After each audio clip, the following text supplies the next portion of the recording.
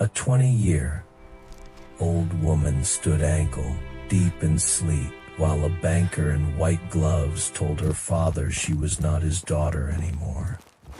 She was collateral. The banker had a paper in one hand, a silver-topped cane in the other, and two hired gunmen behind him who looked as if they had been paid not to blink. He told Abel Whitcomb the note had come due. $612 plus winter interest. If the money did not appear before dark, the ranch would be taken, the mule team would be sold, and Abel's daughter would be sent to Leadville under a service contract that everyone in the yard understood and nobody decent would name. Then a scarred man rode out of the black pines. He did not introduce himself first. He did not ask permission. He swung down from a smoke-colored horse, walked through the sleet, and dropped a dented coffee tin at the banker's feet. When the lid came loose, gold dust spilled into the mud like yellow sand. "That pays the note," the stranger said. The banker stopped smiling. But the part that froze Nora Whitcomb's blood was not the gold. It was what the scarred man asked for after. He wanted a wife before the high passes closed, and he was asking her. The first thing Nora noticed about Lucien Harrow was not his face, or his horse, or the two men behind him with revolvers worn low on their hips. It was his gloves. White kid leather, clean, buttoned at the wrist. So dry they looked almost powdered. No man came to the Whitcomb ranch clean in November. The road out of Durango had turned to brown paste 3 days ago. Sleet had been falling since dawn, and the yard was nothing but churned mud, frozen weeds and puddles rimmed with ice. Men arrived with mud on their trousers and weather on their shoulders. Even preachers got dirty here. Lucien Harrow looked as if the weather had agreed not to touch him. Nora stood by the corral gate with a bucket of mash in her hands when he rode in. The gelding under him was tall, black, and glossy, with brass on the bridle and a blanket too fine for a ranch yard. Behind him came two riders in dark coats.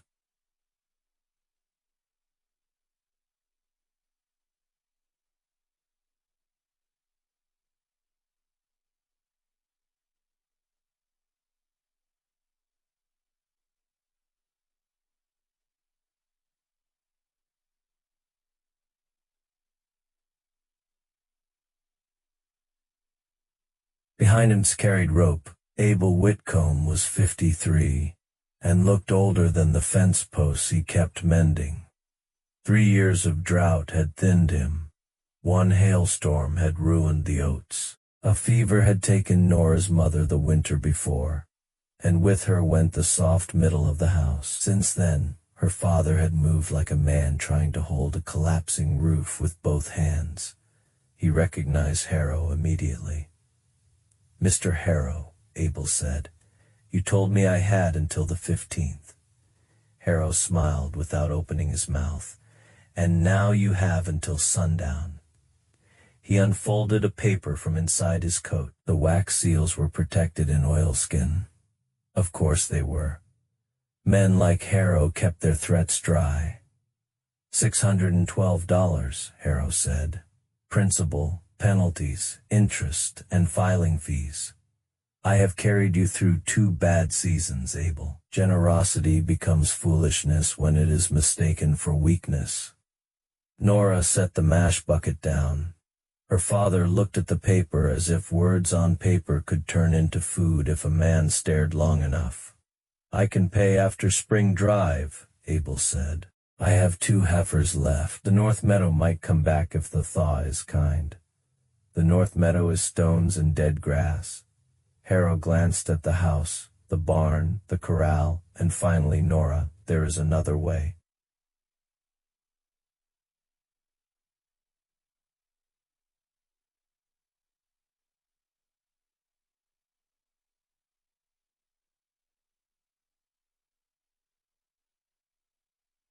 Harrow tapped the paper with one white finger. "Your daughter is strong, young, and literate. There is a boarding establishment in Leadville that takes girls under contract, domestic work. 5 years would satisfy the note and leave a small credit in your name." Abel went white. Nora stepped through the mud until she stood beside him. "Domestic work," she said. Harrow's eyes moved to her slowly, as if she were furniture that had spoken. "That is the phrase I used. I also know the houses in Leadville that use it." One of Harrow's men shifted in the saddle. Leather creaked. The sound was small and sharp in the cold yard. Nora lifted her chin. "Say what you mean, Mr. Harrow. You want my father to sell me." Harrow folded the note with careful fingers. "I want what is owed." "Then take it from a man," she said, "not from a daughter." For the first time, the banker's face changed. Not anger. Not yet. Something thinner. Irritation at a nail he had not expected to catch on. "You have until sundown," he said to Abel. He and his men did not leave the property. They rode to the cottonwoods by the road, dismounted, and waited in plain view. Inside, the house felt smaller than it had in Nora's whole life. Her father sat at the kitchen table with his hands flat on the wood. Nora stood at the window watching the men by the trees. Sleet traced crooked lines down the glass. "We could run," Abel said. "They'd follow. I could sign the ranch over." "And then what?" "You freeze in a ditch by January." He closed his eyes. "Nora." "No." He opened them again. The look in them almost broke her, because it was not the look of a man considering selling his daughter. It was the look of a father who had been pushed so far into helplessness that every option looked like betrayal. "I should have sent you to your aunt in Kansas when your mother died," he said. "You needed me. I still need you. Then don't trade me." He flinched as if she had slapped him. Nora regretted it immediately, but the words were already in the room and there was no clean way to pick them up. She turned back to the window because looking at her father hurt too much. That was when she saw the rider. He did not come from the road. He came down out of the pines north of the ranch, from the high timber where no road ran, and no sensible man traveled this late unless he knew snow better than he knew people. His horse was smoke gray and deep-chested, with frost in its mane. A pack mule followed behind, loaded with canvas bundles and iron traps. The rider wore a hat darkened by years of rain, a buckskin coat patched at both elbows, and a scarf wrapped high around his throat. He sat the horse loosely, not like a rich man owning an animal, but like a tired piece of weather riding another tired piece of weather. One of Harrow's gunmen straightened. The rider ignored him. He crossed the yard at an unhurried pace, stopped near the porch, and swung down. He was taller than Nora expected, broad in the shoulders, built like a man who had spent his life lifting things that did not wish to move. Then he unwound the scarf from his face. The left side of his jaw and neck was burned, not freshly, not horribly, but deeply enough that the scar pulled slightly when he turned his head. The skin there was pale and roped, running from below his ear down under his collar, like a memory of fire that had never quite left him. He looked at Harrow. "What's the number?" he asked. Harrow blinked. "This is a private legal matter." "The debt." The stranger's voice was low, rough, and very calm. "How much?" Abel had come to the doorway. 612. The scarred man reached into the pack on his horse and took out a dented coffee tin, the kind miners used for nails or beans. He walked to Harrow and dropped it in the mud at his polished boot. The lid came loose. Gold dust spilled out, heavy and bright. "Count it in town if your hands need something to do," the stranger said. "There's enough." Harrow looked at the gold and at the man. "And you are Jonah Creed." The name meant nothing to Nora, but it meant something to Harrow's men. One of them stopped leaning. The other removed his hand from his revolver and let it rest on his thigh. Harrow heard the silence and understood he had missed something important. "You are interfering with a lawful debt," he said. "I am paying it. The note contains penalties. They're in the tin. The property belongs to Abel Whitcomb unless that paper says otherwise." Jonah's voice did not rise. It did not need to. "Pick up the gold, Mr. Harrow." For a moment, Nora thought Harrow would refuse just to prove he could. Then he bent, slowly, and lifted the tin from the mud, his white glove stained brown. Nora watched his face. That was the moment he hated most.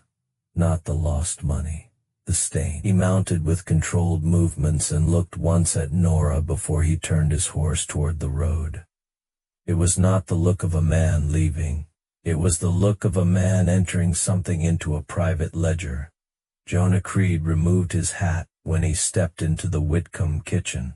That should have made him look smaller. It did not. He stood near the stove, dripping sleet onto the floor. Hat in both hands. Scar visible above the collar of his coat.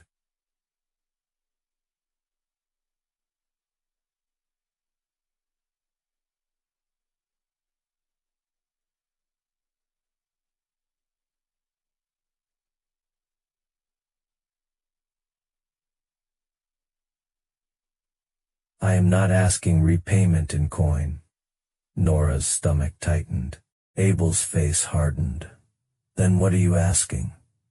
Jonah looked at him first. Then he looked at Nora. "I have a cabin above Black Pine Pass, San Juan side."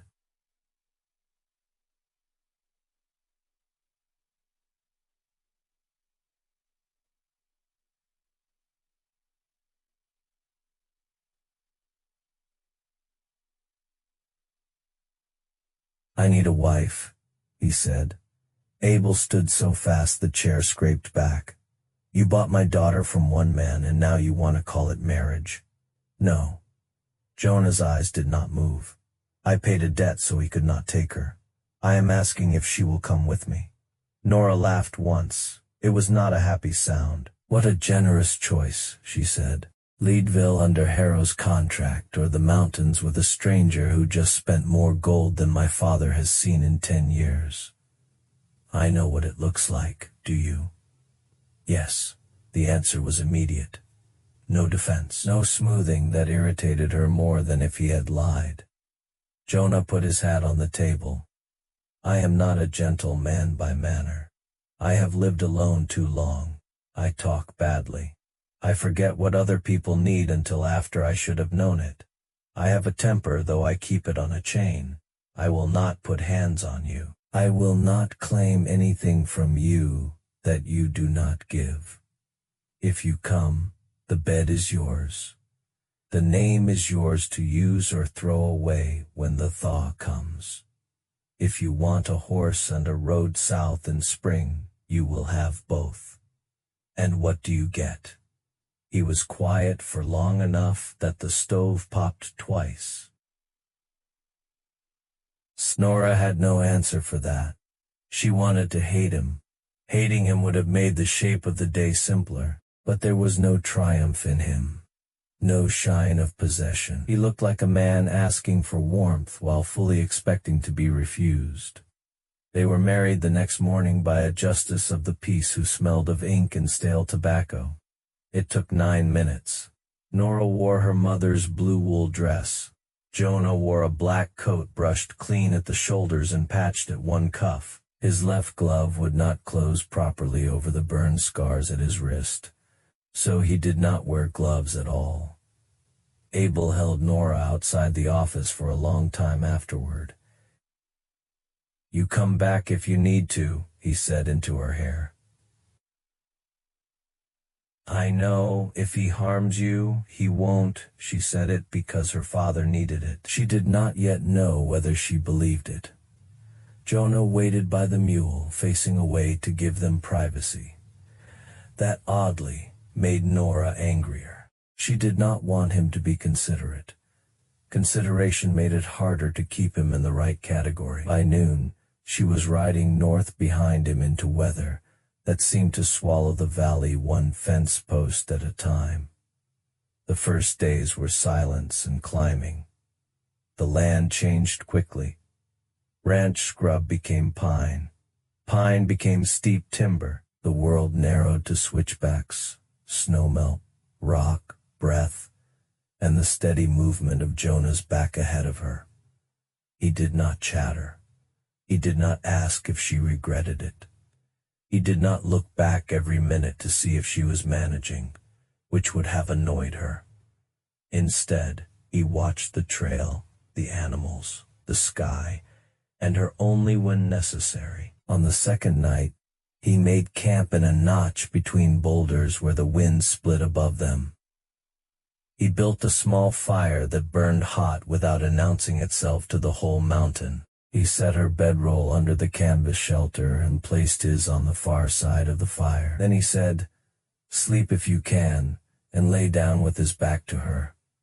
Nora stayed awake for hours, listening to the wind move through the trees. Nothing happened.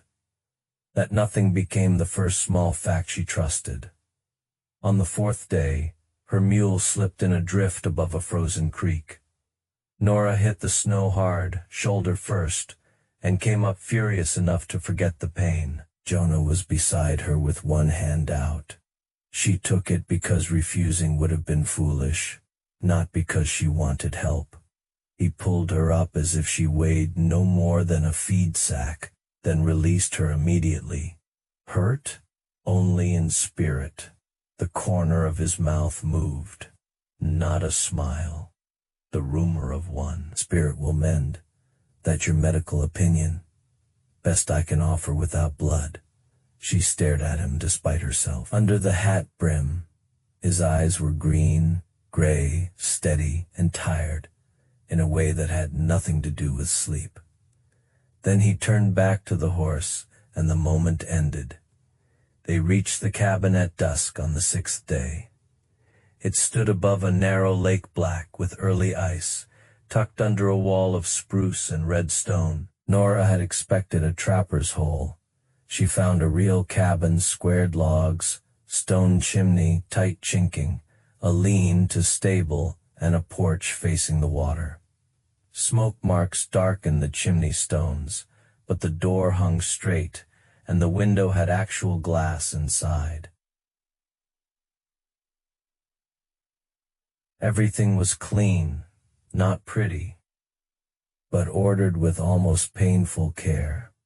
Flour barrels, salt pork, coffee, candles, rifles, medical tins, books wrapped in oilcloth, 2 chairs, one bed boxed into the north wall. On the mantel sat a small wooden lark, the wings folded close, the head tilted slightly as if the bird were listening to something too faint for people to hear.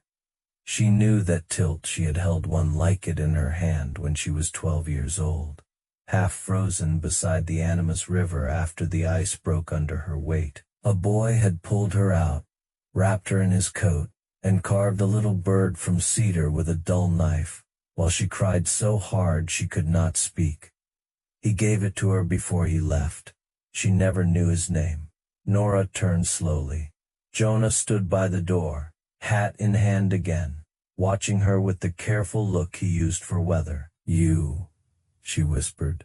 His face changed, barely, but she saw it. "You were the boy by the river." He said nothing. "You pulled me out. You sat with me until my hand stopped shaking. You gave me a bird." His voice was quiet. "A lark."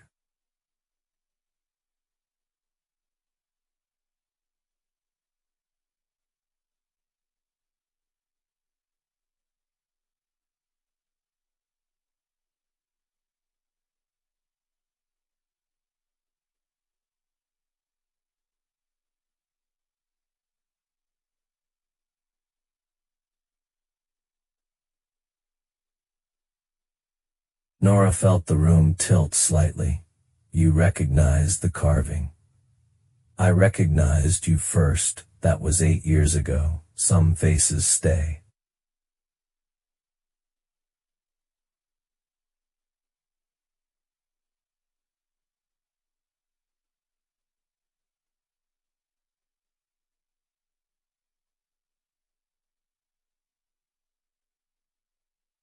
She thought of the coffee tin hitting the mud at Harrow's feet.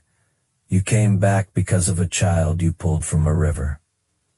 I came back because Harrow was asking about your father's note, and because of the child. A long silence. Yes, he said. Nora crossed to the mantel and touched the carved lark with one finger. The wood was smooth, loved by handling. The bed is mine, she said. Yes, you sleep by the stove. Yes, and do not look at me like this makes us a story. Jonah lowered his eyes, but she could hear the almost smile in his voice. No, ma'am. Winter closed the pass 3 days late. Snow fell for 30 hours, then stopped, then fell again, as if the first storm had only been practice. The trail disappeared, the lake froze solid. The cabin became the only warm thing in a world of white pressure and black trees. Nora learned the shape of Jonah's days because there was no avoiding it. He woke before first light. He broke ice for water. He fed the animals before he fed himself. He ate as if food were a responsibility, not a pleasure. He read the sky the way other men read newspapers. He also kept giving her the best portion of everything. Not obviously, not generously in a way that asked to be seen. He simply cut the thicker piece of fried venison onto her plate and kept the edge for himself. He poured coffee into her cup first. He mended a tear in her glove while she slept and left it by the stove. Nora noticed all of it. This annoyed her. On the 9th morning she set her cup down and said, I am not furniture.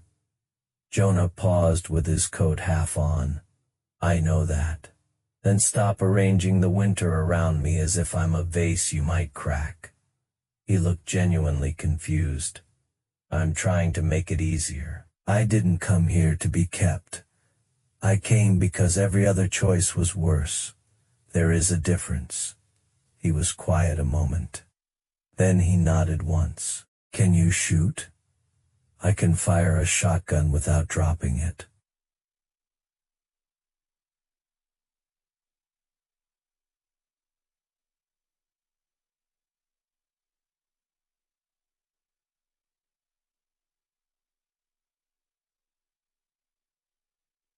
Can you, she said. So teach me, he did. He started with the Winchester, not the long sharps rifle over the door. He taught her how to stand, how to breathe, how not to fear recoil so much that fear made her careless. Her first shot missed a stump by enough distance to embarrass the stump. Her 5th cut bark, her 10th hit where she aimed. Jonah lowered the rifle and studied the mark. You listen well. Did you expect me not to? I did not know what to expect.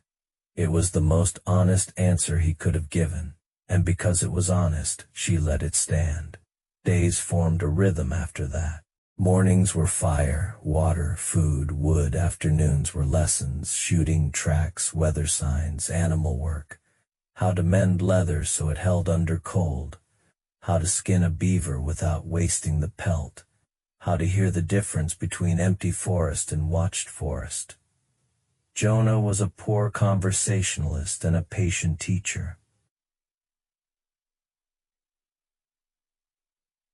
Teaching is easier, he said, than talking.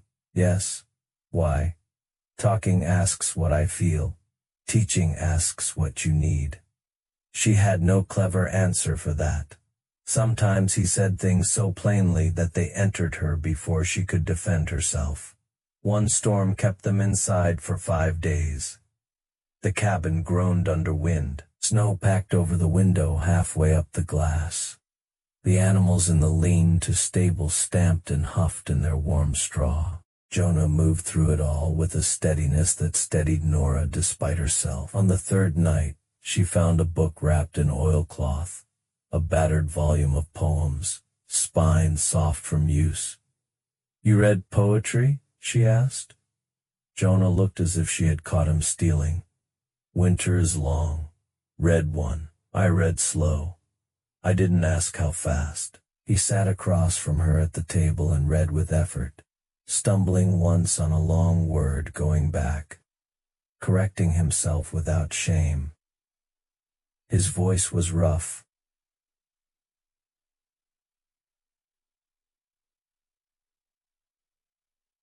But when he reached a line he loved, something in him loosened. The wolf came in January. It was a hard, cold night, the kind that made trees crack like pistol shots. Nora woke to the mule screaming in the stable. Jonah was already moving. He took the Winchester and went out into the dark. Nora grabbed the lantern and the spare rifle. Boots unlaced, coat half buttoned, heart hammering, so hard it seemed louder than the animals. The stable was chaos. The mule had broken its tie.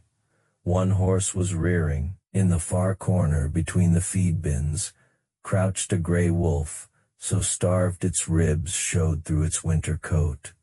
Its mouth foamed white. One eye was torn and milky. Jonah put himself between the wolf and the animals. The wolf lunged. Nora raised the rifle, but Jonah was too close. The animal hit him low, knocking him against the stall rail. He drove his forearm into its throat, but it twisted and tore at his thigh. Nora moved sideways, hunting the angle the way he had taught her. Do not shoot where panic points. Shoot where the line is clean. The wolf's shoulder opened for 1 second. She fired. The shot threw it off Jonah. He finished it with the knife from his belt. Then he sat down hard in the straw. "How bad?" Nora asked.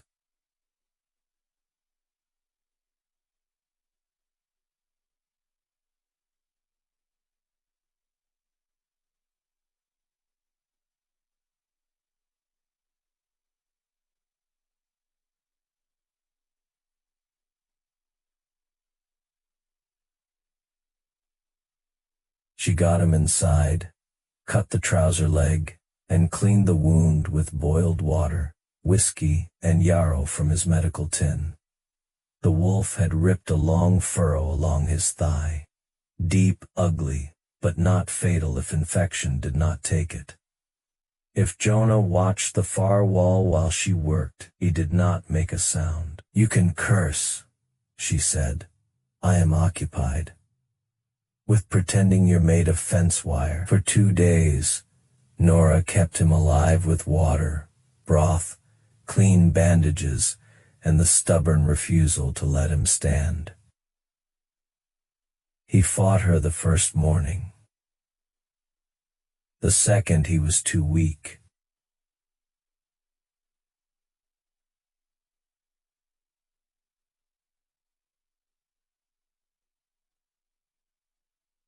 His father drank through 2 winters and froze on a trap line when Jonah was 15.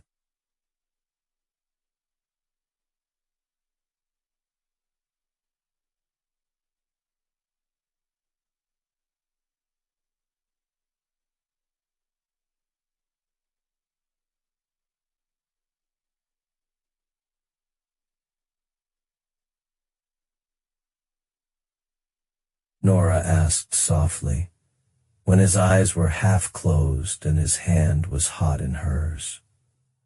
"I was 16, he murmured. "Had no business being alone by that ice either.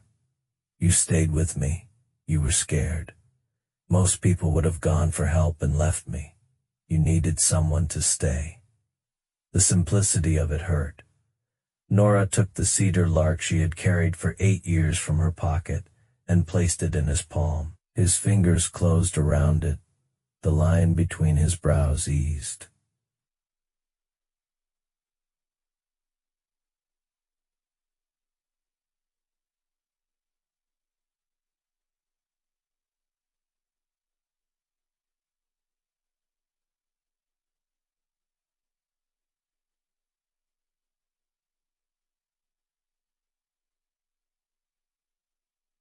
On the fourth day, she caught him outside trying to haul water with one hand braced against the wall, and his face pale from effort.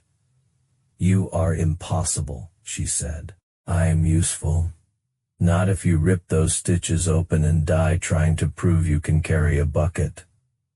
He looked away. "What?" she demanded.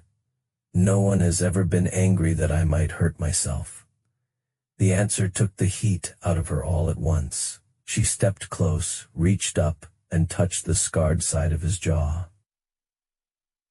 He went perfectly still. "I am angry because you matter," she said. "Adjust accordingly." His eyes searched her face as if there were a map hit. Then he nodded.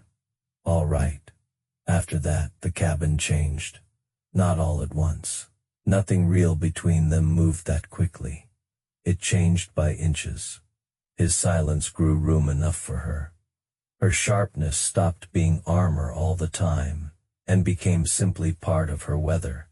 They read in the evenings. He showed her the pressure lines in the lake ice, white cracks spreading from a hidden spring under the northwest shore. He said they formed the same way every winter, and that he had always wanted someone to show. She took his hand when he said it. He held on in late February during a storm that buried the woodpile to the top rail. He looked at her shivering under two blankets near the stove and said, without looking directly at her, "The bed is warmer." She stood, carried her blanket to the bed, and lay beside him without a word in the dark. Neither of them moved for a long time. Then Jonah said, "Is this chosen?" Nora turned toward him. That question, more than anything, undid the last of her fear. "Yes," she said, "it is chosen." His hand found hers under the blanket. "I love you," he said, as if each word had to be lifted separately. "I know." He went still. She smiled in the dark. "I love you too, Jonah Creed. I was waiting to see how long you'd take to admit it." "Was it long?" "Terribly. I apologize." "No, you don't." "No," he said. "I don't." Spring came late, in pieces. Snow slid from the south slopes in wet sheets. The creek under the ice began to speak again. Jonah kept records in a small notebook: dawn temperature, wind direction, snow depth, animal sign, melt pattern. He had 4 winters of notes, each page cramped and careful. 3 weeks, he said one morning from the porch. Maybe 4 before a horse can make the lower pass. Nora stood beside him with coffee warming both hands. "I want word of my father. I'll go as soon as the trail allows." She looked at him. He glanced back. "He is your father." "I know, I just thank you." Jonah nodded as if accepting thanks was more difficult than splitting wood. He left for the valley in April and returned 3 days later, with mud on the horse's legs and grief in his face. Nora knew before he spoke. "Your father died in February," Jonah said. "In his sleep, Mrs. Calder from the next ranch was checking on him. She found him in the morning." Nora put one hand on the porch rail. She did not fall. She did not cry immediately. Grief came up like cold water under ice, pressing from below, looking for a crack. He was not alone long. No. Did he know I was safe? Jonah took a folded letter from inside his coat. "Mrs. Calder said he kept your last note under the lamp. The one I carried down in December. She said he read it often." Nora took the letter, though. It was not from her father. It was the neighbor's handwriting, practical and kind. She held it against her chest. Then Jonah removed another paper. "There is something else." She looked at him. "Harrow has men on your father's land, surveyors. They found copper silver ore in the dry wash east of the house. Rich enough that word reached Silverton." Nora stared. "The land passes to you," Jonah said. "Your father never sold it." Harrow needs your signature, or he needs you frightened enough not to fight him." The sorrow in Nora's chest changed temperature. It did not disappear. It hardened around a hot center. "That is why he wanted the ranch." "Yes. And why he wanted me under contract." "Yes." She looked toward the lake, open now and black under the wind. "He's coming." Jonah did not soften it. "Yes." Harrow came 5 days later with 4 men. Nora saw them from the south window, riding into the clearing like they owned the mountain, because they had not yet learned it could refuse them. Harrow wore darker gloves this time. That almost made her smile. Jonah had gone to the ridge above the cabin with the Sharp's rifle. Nora stayed inside with the Winchester, and a steady breath she had earned the hard way. Harrow stopped near the porch. "Mrs. Creed," he called. "I have a legal offer for the Whitcomb property." "Leave it in the mud," Nora called back. His jaw tightened. "The land is of no practical use to you. I am prepared to be generous." "You mean less dishonest than usual." One of the riders laughed. Harrow's head turned slightly, and the laugh died. "You are alone in that cabin," he said. "No," Nora said. "I am not." A man with a red scarf dismounted with a torch wrapped in oilcloth. Nora lifted the Winchester. When he struck the match, she shot the torch from his hand. The blast cracked across the clearing. The man shouted and fell backward into the mud, clutching fingers that were bloody but still attached. "Next shot costs more," Nora called. Above them, Jonah's Sharps fired. The round hit a granite spur 30 yards from Harrow's horse and split stone into white chips. The horse reared. 2 hired men pulled back at once. Harrow looked up at the ridge, then at Nora's window. He understood range. He understood the shape of the trap. Most of all, he understood humiliation. He turned his horse with controlled dignity and rode out. Jonah came down 20 minutes later. "They'll return," Nora said. "Yes, with more men." "Yes, we can't hold the cabin." "No." She set the Winchester on the table. "Then show me where the mountain can hold for us." Jonah opened his notebook to a map. By lamplight, he showed her the old ore road north of the lake, the meltwater chute called Glassfall, and the narrow shelf where a rotten snow cornice hung above a mining trail cut into the cliff. He had avoided that place all winter because the whole slope was waiting for one serious argument with gravity. "Can they go around?" Nora asked. 2 days around if they know the country. Harrow won't. He'll hurry. "Yes." She studied the map. "You can bring it down." Jonah's eyes were grave. "Maybe. That is not a word I like. It is the honest one. Then give me the honest plan." They left before dawn, not fleeing, moving. Nora understood the difference now. Panic scattered a person. Purpose gathered her. They packed food, ammunition, blankets, coffee, the medical tin, Jonah's notebook, and the cedar lark. The books stayed. The extra dishes stayed. The little life they had made through winter stayed behind, in a cabin that suddenly seemed to be holding its breath. Nora touched the table once before leaving. Jonah saw and said nothing. They rode north through blue dark, up beyond the lake, past timberline, then down into the hidden basin Jonah called Saint's Pocket. Snow still lay in the shadows, but grass showed along the stream. Peaks ringed the basin like the walls of a chapel built before human hands had names. They left the horses there and walked back to Glassfall. The place was worse than Nora expected.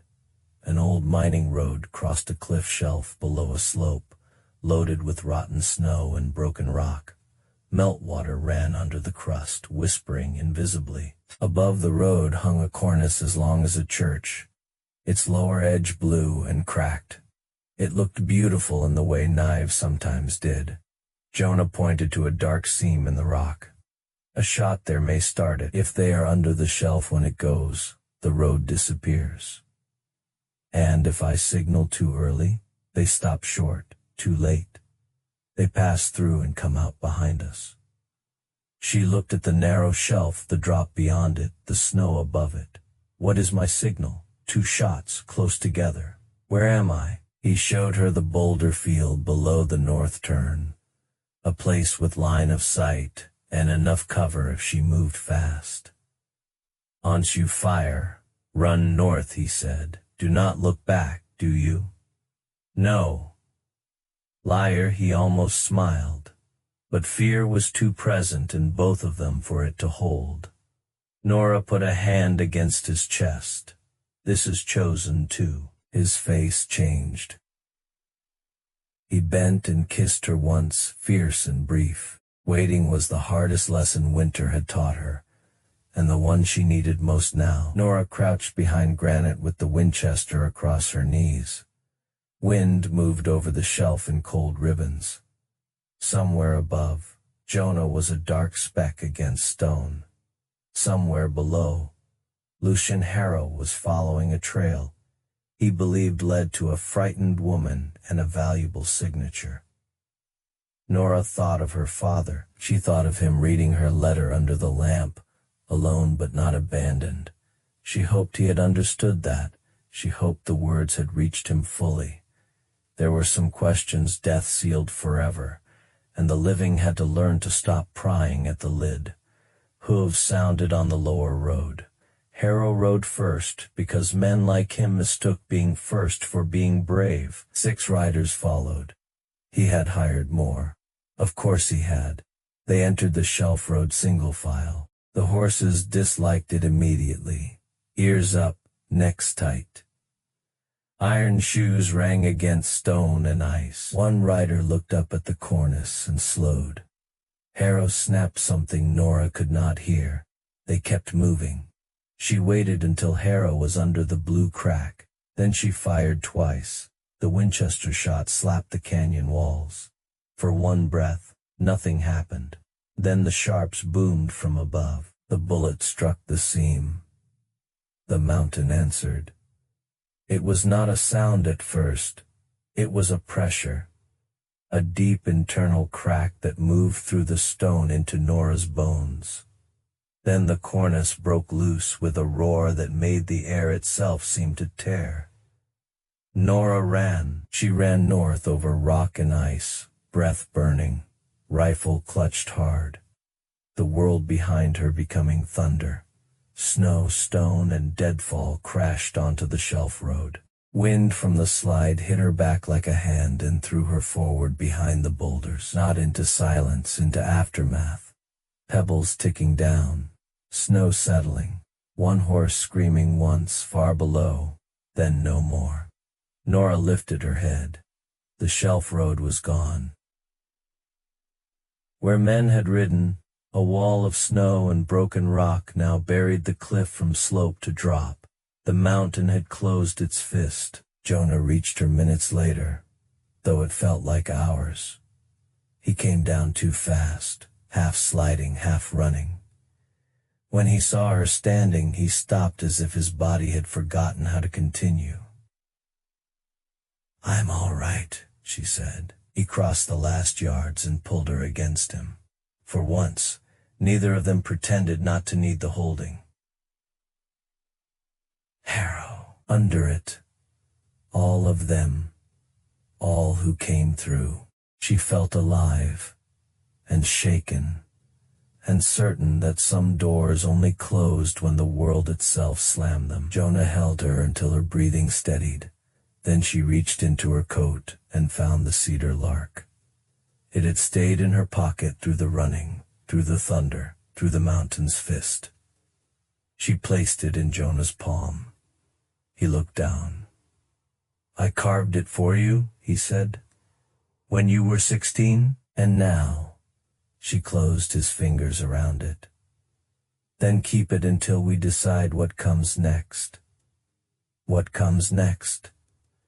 Nora looked toward Saint's pocket, hidden beyond the ridge, with its cold stream and new grass and ring of peaks. She thought of the ranch in the valley, the ore beneath the dry wash, the lawyers who would come, the papers that would need answering, the money that could buy almost any life if they chose to take it. Then she thought of the lake ice cracking into white lines in February while Jonah stood beside her, glad at last to have someone to show. "We go back for the books when it's safe," she said. That surprised a laugh out of him. A real one, rough and brief. The books, and the coffee pot, and the blue blanket. "And your terrible poetry voice."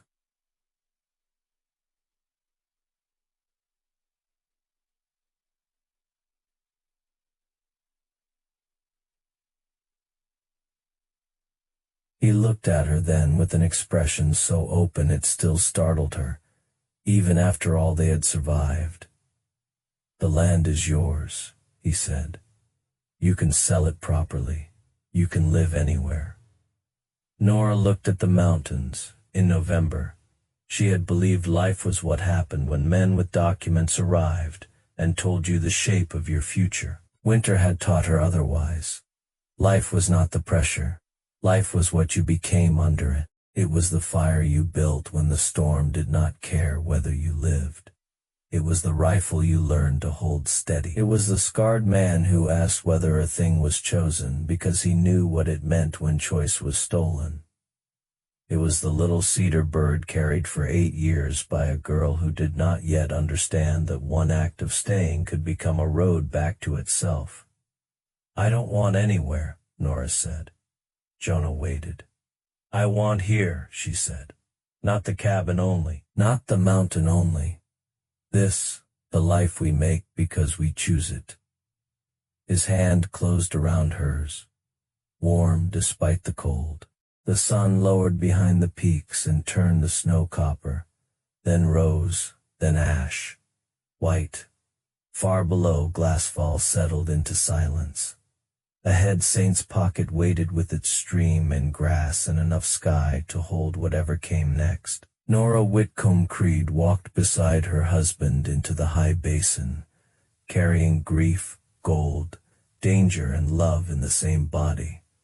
None of it was simple. All of it was hers, and for the first time in her life that was enough.